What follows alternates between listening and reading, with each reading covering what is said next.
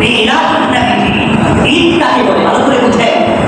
একবার যদি বোঝেন তাহলে বিরাট আপনার থেকে হবে না। বিরাট খুব সাংঘাতিক ধরনের অপরাধ। আপনি নিকামন করতেছেন, বিদাত করতেছেন, নিকামনের সওয়াব সব শেষ হয়ে যাচ্ছে। ঈদ এটা আবিধানিক অর্থ, শাব্দিক অর্থ হলো আনন্দ উৎসব। আনন্দ উৎসবকে ঈদ বলা হয়। তবে আপনারা জানেন, শিক্ষিত যারা আছেন, প্রত্যেকটি শব্দের একটা পারিভাষিক অর্থ থাকে আর একটা আবিধানিক অর্থ থাকে, শাব্দিক অর্থ থাকে। যেমন চেয়ারম্যান আমরা তাকে বলি, একটা ইউনিয়নের দায়িত্বশীল ব্যক্তি, সরকারের পক্ষ থেকে স্থানীয় সরকার, তাকে আমরা চেয়ারম্যান বলি। তো পারিভাষিক অর্থে চেয়ারম্যান বলা হয় যিনি সরকারের পক্ষ থেকে একটা ইউনিয়নের দায়িত্বশীল ব্যক্তি, আর শাব্দিক অর্থে আবিধানিক অর্থে চেয়ারম্যান বলা হয় যিনি চেয়ারে বসেন, ওনাকে চেয়ারম্যান বলা হয়। যিনি চেয়ারে বসেন, এই যে আমি একটা চেয়ারে বসে, আমি কিন্তু এখন চেয়ারম্যান। এখন যদি আমি আবিধানিক অর্থে, শাব্দিক অর্থে চেয়ারে বসে যদি দাবি করি আমি এখন চেয়ারম্যান, আপনারা কি আমার এখানে রাখবেন? বলবেন হুজুরের জায়গা কোথায়? সোজা পশ্চিম দিকে একটা জায়গা আছে। চেয়ারে বসলেই চেয়ারম্যান হওয়া যায় না। তো ঈদের আনন্দ করতেছেন, উৎসব করতেছেন, এটাকে আপনি ঈদ করতেছেন। ইসলামী শরীয়তে ঈদের যে একটা সংজ্ঞা আছে, ঈদ কাকে বলা হয়? ঈদ বলা হয় শরীয়তের পরিভাষায়, যেটা আমরা কুরবানির সময় এবং ঈদের রমজানের ঈদ যখন আমরা পালন করি, ঈদ রোজা যখন শেষ হয়ে যায়, ঈদুল ফিতর এবং ঈদুল আযহা, যেটা আমরা প্রসিদ্ধ উপায়ে অনেক আগে থেকেই, আমাদের শুরু থেকেই আমরা পালন করতেছে, এটা হলো শরীয়তের পরিভাষায় ঈদ। আর আপনি এমন একটা ঈদ পালন করতেছেন যেটা আবিধানিক অর্থেও এটাকে আনন্দ উৎসবের আয়োজন করা ঠিক নয়, আর পারিভাষিক অর্থে ইসলামী শরীয়তের পরিভাষায় ঈদকে তো বলাই যাবে না, বরং সব কিছু ব্যাখ্যা করে আপনি কি বলতেছেন? সকল ঈদের সেরা ঈদ, সকল ঈদের সেরা ঈদ।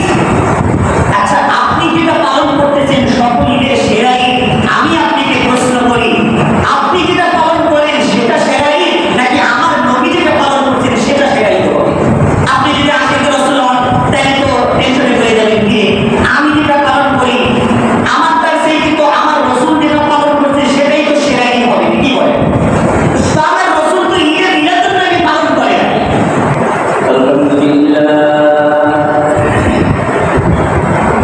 الحمد لله نحمده ونستعينه ونستغفره ونؤمن به ونتوكل عليه ونعوذ بالله من شرور أنفسنا ومن سيئات أعمالنا من يهده الله فلا مضل له ومن يضلل فلا ونشهد أن لا إله إلا الله وحده لا شريك له ونشهد أن سيدنا وسندنا وحبيبنا ومولانا محمد الذي أرسل رسوله بالهدى ودين الحق ليظهره على الدين كله وكفى بالله شهيدا.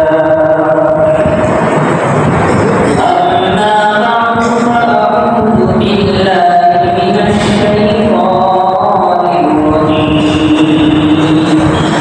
بسم الله الرحمن الرحيم. لقد جاءكم رسول من أنفسكم عزيز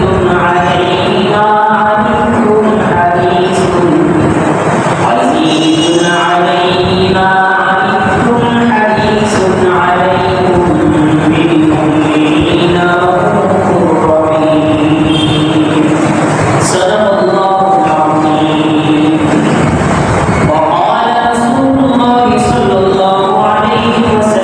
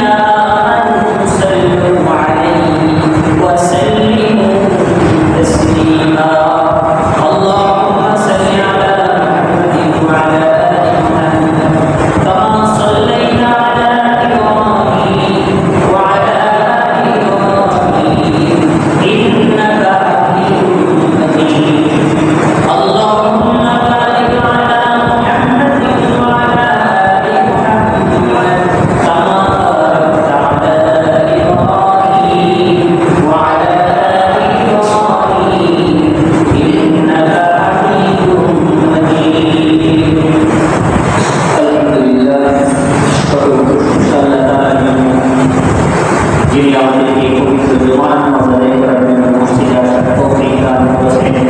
সকলে এই দিক থেকে শুকরিয়া আদায় করি আলহামদুলিল্লাহ।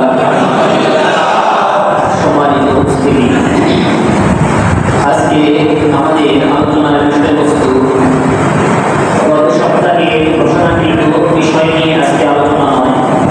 সাম্প্রতিক একটি বিষয় নিয়ে আজকে আমরা আলোচনা শুনব। তাই আজকে আলোচনার বিষয়বস্তু হলো ঈদে মিলাদুন নবী। আর কয়েকদিন পরেই বাংলাদেশের বিরাগীরা এটা পালন করবে। এটার কারণে অনেক সর্বমনা মুসলমানেরা তাদের আমলের মধ্যে পাপের পরিমাণ বাড়ায় দেবে। ঈদে মিলাদুন নবী সম্পর্কে আজকে আমরা আলোচনা শুনব। খুতবার মধ্যে একটি আয়াত রয়েছে, পবিত্র কোরআনের সূরা তাওবার শেষ আয়াতের আগের আয়াত, যে আয়াত আমাদের অনেকেই আমল করি, সকাল সন্ধ্যা করি, ফজর এবং মাগরিবের নামাজের পরে। এই আয়াত নিয়ে আমরা আমল করি, আর বিভিন্ন জায়গায় দেখা যায় মিলাদ মাহফিলগুলোতে এই আয়াতটি পড়ে রাসূলের শানে দুরূদ পড়া হয়, মিলাদ শরীফ পড়া হয়, ইয়ানবী পড়া হয়।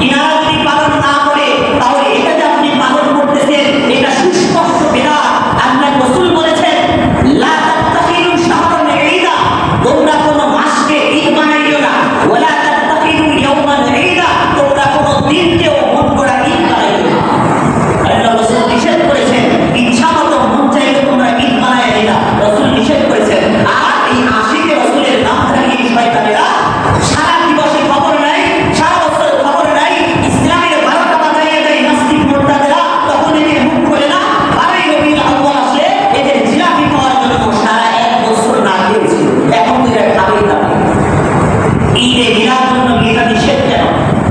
আপনি রাসূলের জন্মে অবশ্যই খুশি হতে পারেন। এই পৃথিবীতে কোরআন এবং হাদিসের কোথাও এই ঈদে মিলাদুন নবীর বৈধতার ব্যাপারে কিছুই নাই। কেউ প্রমাণ দেখাইতে পারবে না। যেগুলো দেখায় শয়তানেরা সব উল্টা-পাল্টা মিথ্যা ব্যাখ্যা। আর ঈদে মিলাদুন নবীর ব্যাপারে যত ফজিলত কথা বলা হয় সবগুলোই বানোয়াট জাল, মিথ্যা, রাসূলের নামে মিথ্যাচার। সাবধান, কেউ বিশ্বাস করবে না। যদি কেউ আপনাকে আটকায় ধরে এই কেউ কিতাবে আছে আপনাকে হুজুর আর কি জানে, তাহলে আমার একটু